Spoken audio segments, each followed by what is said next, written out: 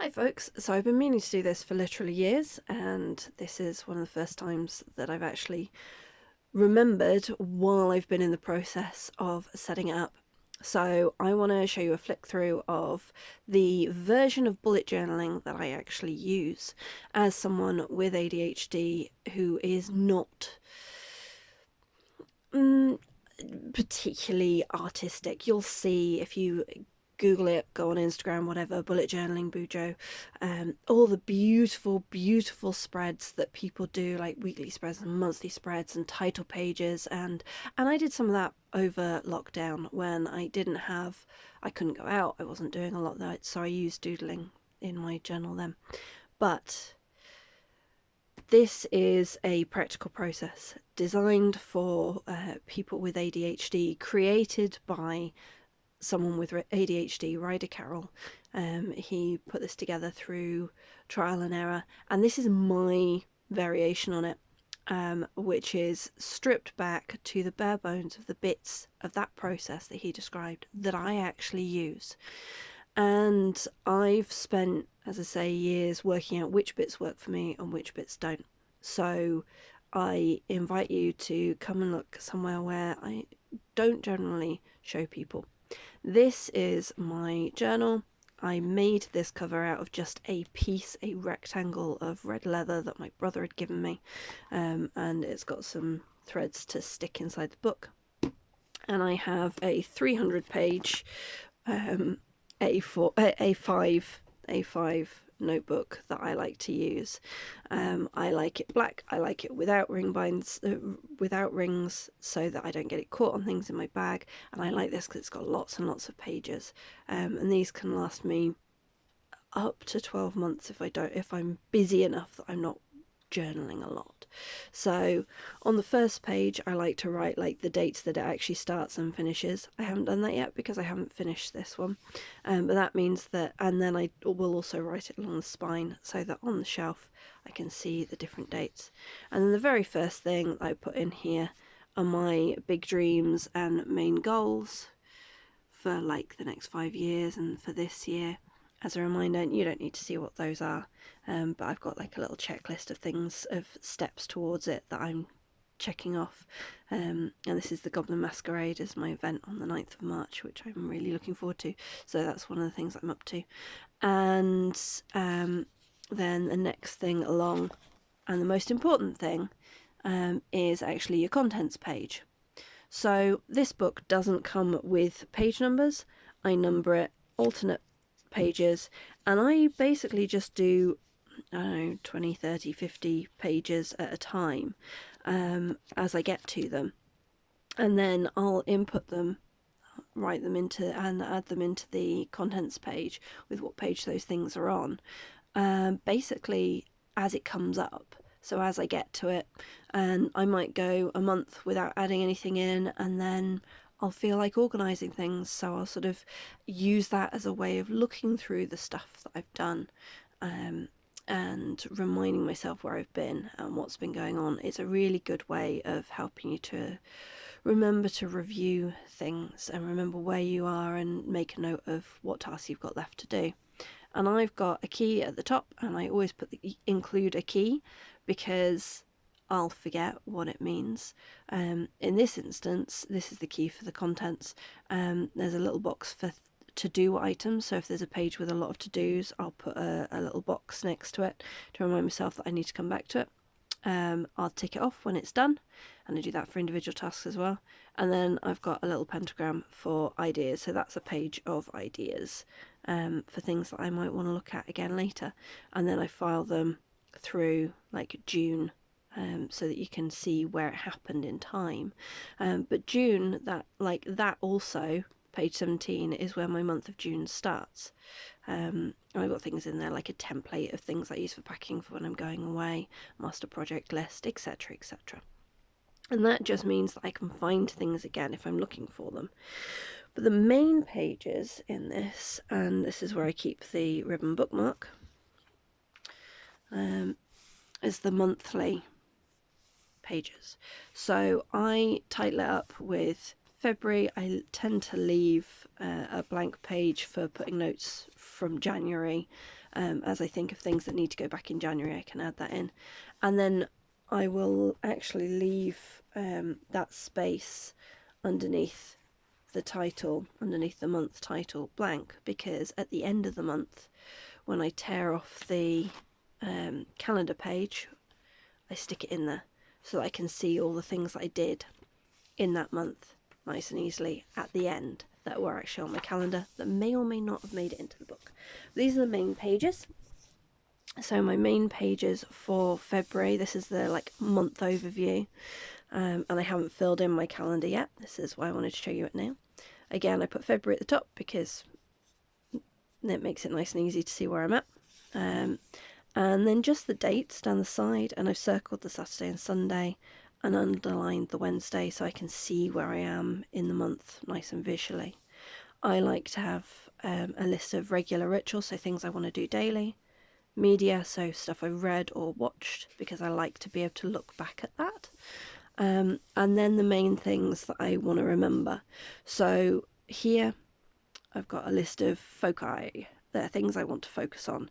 For me, I kind of categorize those using these are the alchemical elemental symbols, and then obviously a pound sign and the pentagram to be different things. So things I want to focus on in my spiritual and magical practice this month.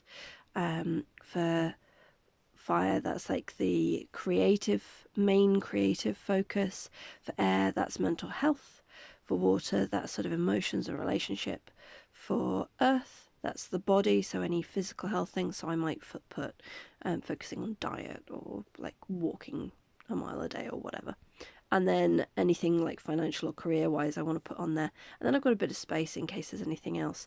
I used to put a lot of different things in here. Now I try to just have one thing for each category that like I want to try and develop. I have my work and event prep, so things like work stuff for clients, so like my VA clients. That's just a reminder for me to go and check that list of things for that day. And event prep, so I've got the Goblin Masquerade coming up. One of the things I need to do is fly the town, and I need to finish a talk for the occult conference. So that list, and you can see the little box there to say that's a task. And then projects, so the Goblin Masquerade, but I've also got other things in there like see, I've got my pen loop stuck there. So this month I'm involved in Form, which is February album writing month, a challenge in a community where you've got 28 or 29 days in this case because it's a leap year, to write 14 songs. It's wonderful. Look it up if you are interested in songwriting. And then I also include a list of courses that I've started or that I'm working on currently, so that when I'm bored and tempted to scroll through Facebook, I can look on this list and go, oh yeah, I was doing the Druid grade in OBOT. I could go and dig those books out again and work on those. Or I've got a couple of videos from the Welsh course that Mara Starling was running that I haven't watched yet, so I can go back to those, and I can make notes on those in here or in the project book. So I've got project books for specific ones, for specific courses and projects and things. So yeah, you can see I've got the next sort of few pages numbered up ready, and I just do the odd numbered pages. And then after that, because I like to be able to see it laid out bigger, I have a week per page, and I'll add task lists on here, main events, and then notes as well of like anything that happened or anything that I was thinking, so I can just get an overview of the month. Monthly tasks, this is stuff to do with like my business, so scheduling posts and things like that. And then you kind of week to view, and at the end I've got a future log for anything that's coming up immediately in March that I need to be thinking about, and that's a space for me to just dump any tasks that I think of for February that don't have a specific date or a specific place to end up on. They can just go on here, and that will often get categorized, so I'll probably end up with a section for the Goblin Masquerade and a smaller section for the occult conference, like with check accommodation, check travel, like print up anything that needs printing up, you know, whatever. So that just goes on there, and then I can check through there. And then I've just got blank pages, and I can fill as many or as few of those as I like for the rest of the month. So that's the main piece. Now, the problem with this is that I do at the beginning of the month write down basically my diary. I make my diary each month, which means that if in December someone asks me if I can do something for April, like, I don't know, I haven't written it yet. So what I do is at the very back I have pretty much like the next chunk of 6 months, and as probably by the time I get into March or April, I'll do the same again for July through to December there. But at the moment I've just got space for the big main events coming up that I want to look at. And again, it's the same month, the dates, and then the things that are supposed to be happening on those days. And that means that I can see at a glance what's happening in the next 6 months. And for someone with ADHD, I find that really, really helpful, because it means that I can look at it and see where I'm getting too busy. If I keep saying, oh yeah, I can do things at the end of this month, I can look at it and go, no, actually I've got a whole bunch of things happening there. I need to give myself some space and maybe do that in April or at the end of May or whatever. So I'm able to look and see what the shape of my next 6 months are. And that's really, really, well, in this case it's the next 5 months, but that's really helpful to me to be able to pace myself. And finally, there's always that thing, like when someone recommends, oh, get a journal, oh, do bullet journaling, you know, and as someone with ADHD, you hear that a lot. Just write it down. Yeah, that's great. But am I going to remember to look in it? I mean, the short answer to that is no, not always. No. And that's okay. Like, there'll be weeks that I fill in every single day, and then there'll be weeks that I don't put anything in here at all, and I'm left wondering how I've managed to stay on top of things. It's why I stick my calendar in the beginning, because if I've missed writing it down in there, I still want to have a record of it. But the biggest thing that has helped me is when I'm out and about, this is in my bag, this comes with me, it does not leave my side. And when I'm at home, it sits on my desk, open. So during a work day, or during the day, it will be sat on my desk, open to either the month view or the week that I am on, so that I can see what list of things I've got going on that day, what events I've got coming up at the weekend. So it's there, it's visual, it's obvious. And this ties in with my calendar, which is on my wall, which is colour-coded, as you may have noticed. Oh, look, there's one I haven't taped down. Yeah. So like for November, you can see that I've colour-coded like when different things are happening. So Worldwide Witch Camp, that was colour-coded in green as an event that like this time is blocked off. And I made notes like I did prep on here. So, you know, what sort of things I'm looking at. But you don't need to see the details of what happened in my November. And that's it really. So that goes in my folder, which I made, my bookcase which I made, which helps stop it from getting battered in my bag. This protects it. It also means it's bright red, so it's easy to spot. And I've attached you can get these pen loops that you're supposed to stick in the back of a notebook. Oof, that, can't remember what brand it was. And I've just stuck it actually in here so that it's always there. It doesn't matter if I get a new notebook, I don't need to get a new pen holder. I used to use the inside of the elastic to hold it in place, but that didn't work very well. And then I can also have project books. So each one of these might have a specific project in it. This has got course and class lesson plans and ideas for that coming up for this coming year. This is class plans for last year. So I find those useful to keep in with this because I'm still working with them, and that keeps it all together. And because they're all the same size and they're in this lovely don't move with that, well, elasticated holding together thing. They are a nice bundle that I can just grab and walk off with, and then when I get home I can put it on my desk. It's big, it's bright red, I can't miss it. It's very difficult to misplace. But pro tip, put in the front, if found, please email and your email address, or please return to and your address. Don't keep any passwords in there, because if you're carrying it around with you, chances are at some point you're going to leave it somewhere. But if you have your email address or some kind of contact in there, then if someone finds it, they can get it back to you. So yeah, that's it. So that's my bullet journal. That's how I set it up. That's how I keep my chaotic ADHD brain externalized, which helps me stay organized and stops me being overwhelmed.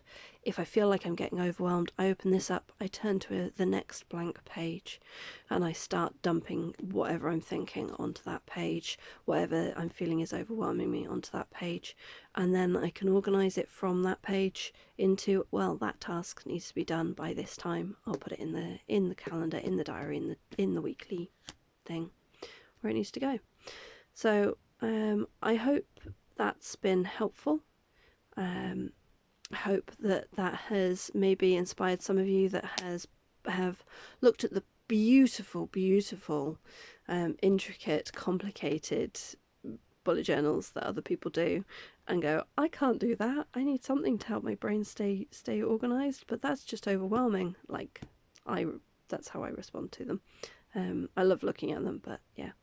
So I hope that if you're one of those people who has ADHD and you've heard this recommended and you've looked through the original version and gone, well, there's too many moving parts, and if you look through the pretty ones online and gone, well, that's too overwhelming as well, you can keep it really simple. It's a contents page, page numbers, and then you start your month with like your dates and whatever's happening that month and whatever lists of things are important to you.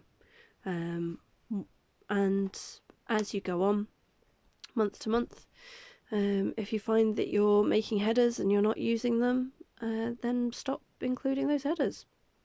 Just do what works for you. And if journaling is not your thing, and paper journals are not your thing, that's okay too. We all have different brains and different lives, and I'm sure that I'll get to some points in my life where these are less practical, and then other points where they are, because that's what happens.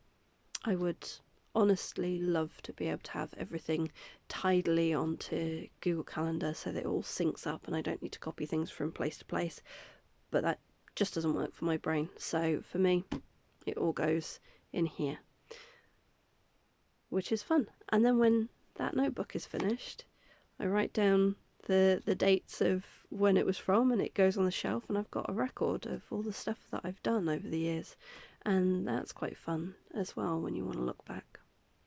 So yeah, a happy 1st of February, happy journaling or not journaling, and happy form to those doing form, happy Imbolc to my pagan crew, and may you be inspired by the quickening spring. And if you're in the southern hemisphere, then may Lammas warm you and grant you all the grains that you desire. Alright, that's it. Ta-ta for now.